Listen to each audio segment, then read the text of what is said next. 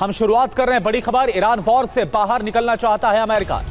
युद्ध से बाहर निकलने के विकल्पों की तलाश डोनाल्ड ट्रंप कर रहे हैं। अमेरिकी जनरल डैन केन के हवाले से यह खबर आ रही है। जेडी वेंस, रूबियो और CIA से भी चर्चा की गई है। CNN की रिपोर्ट के हवाले से यह बहुत बड़ा दावा, तो देखिए कि यह दावा है। अमेरिकी जनरल डैन केन खुद इस बात का दावा कर रहे हैं कि अमेरिका किसी भी सूरत में, हर हाल में इस युद्ध से बाहर निकलना चाहता है। और दूसरी तरफ डोनाल्ड ट्रंप है जो कि ईरान को बर्बाद कर देने की, मटियामेट करने की धमकियां दे रहा है।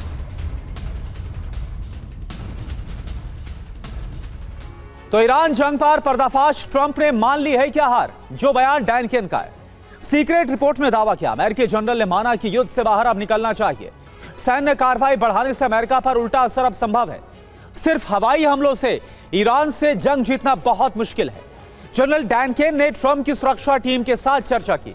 सुरक्षा टीम के सभी सदस्य युद्ध से बाहर आने पर एकजुट नजर आ रहे हैं। ट्रंप की सुरक्षा टीम में कौन कौन है यह आप देखिए। उपराष्ट्रपति जेडी वेंस, विदेश मंत्री Marco Rubio, CIA chief John Ratcliffe. और देखिए इन सब के बीच ईरान युद्ध से बाहर क्या अमेरिका निकलेगा, यह अपने आप में एक बहुत ही बड़ा सवाल है।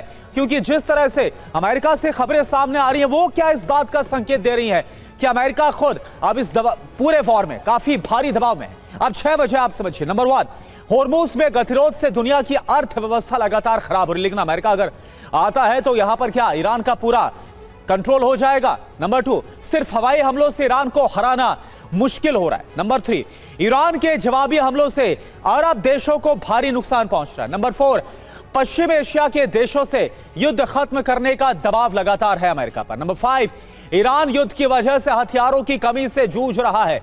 और नंबर 6, ईरान पर हमलों से अमेरिका में ट्रंप की रेटिंग लगातार गिरी है और इसका जो असर है वो नजर आ रहा भी। आगे मिड टर्म इलेक्शंस भी होने और इसको लेकर भी एक बड़ा खतरा डोनाल्ड ट्रंप को नजर आ रहा है।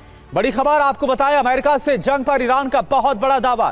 ट्रंप ने युद्ध में हार मान ली, यह IRGC की तरफ से कहा जा रहा है। विदेशी मीडिया के हवाले से इस बात का दावा, अमेरिका टारगेट हासिल करने में नाकाम साबित हुआ है। तो एक तरफ अमेरिका इस जंग से बाहर निकलना चाहता है और खुद जो अमेरिका के टॉप जनरल हैं वो ये बात बोल रहे हैं कि इसको लेकर जो शीर्ष नेतृत्व है, जो टॉप लीडरशिप है अमेरिका की, वो भी एक मत है। और मेरे साथ अब मेरे सहयोगी मनीष झा भी जुड़ चुके हैं। मनीष, सवाल यह है कि क्या अमेरिका को पहले यह पता नहीं था? क्या डोनाल्ड ट्रंप के जो एडवाइजर्स थे, जो ये टॉप सैन्य अधिकारी थे, उन्होंने सही सलाह नहीं दी? आखिर कैसे ये मान लिया था कि किसी भी जंग का परिणाम सिर्फ हवाई हमलों से होगा? अब वही कहा जा रहा है कि इस हवाई हमलों से हम किसी भी निष्कर्ष पर नहीं पहुंच सकते। देखिए, ये बात तो सही है कि ईरान के खिलाफ अमेरिका और इजराइल ने जैसा सोचा था उसका 10-20% भी अभी हासिल नहीं हो पाया है। अब इसके पीछे ओवर कॉन्फिडेंस हो सकता है, इसके पीछे ईरान को अंडर एस्टिमेट करना हो सकता है, या इसके पीछे जल्दबाजी थी कि चलो देखते हैं क्या होगा और फिर बाकी का हिस्सा करा जाएगा। लेकिन जब अमेरिका के रक्षा प्रमुख ये बात कहते हैं तो मुझे लगता है कि यहाँ 2 बातें साफ तौर पर है। पहली कि केवल एयर स्ट्राइक से काम नहीं चलेगा। हाँ। आपको सपोर्ट में ग्राउंड ट्रूप्स भी भेजने पड़ सकते हैं।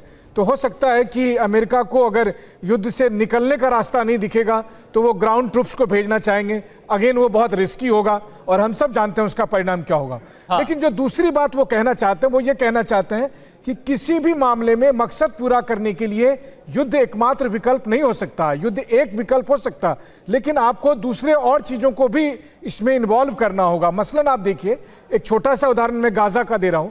गाजा में 2 साल तक युद्ध बंद, जो 7 अक्टूबर को बंदी बनाए गए थे, उसमें 50 से अधिक लोग जो है सो बंधक बनाए हुए थे।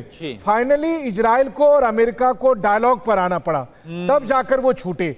ठीक वही बात ईरान के साथ है। ईरान में जो रिजल्ट आपको चाहिए उसके लिए एयर स्ट्राइक के अलावा आपको डिप्लोमेसी भी और बाकी दूसरे देशों के साथ एक अलग रणनीति अपनानी होगी। तो अब तक जो चल रहा है वो पर्याप्त नहीं है, वही बात वो कहना चाह रहे हैं। बिल्कुल। और डायलॉग के लिए क्या जो अमेरिका है वो होर्मुज वाली शर्त को मान लेगा? क्या जो अमेरिका है वो न्यूक्लियर जो संवर्धन वाली शर्त है, क्या इसको मान लेगा?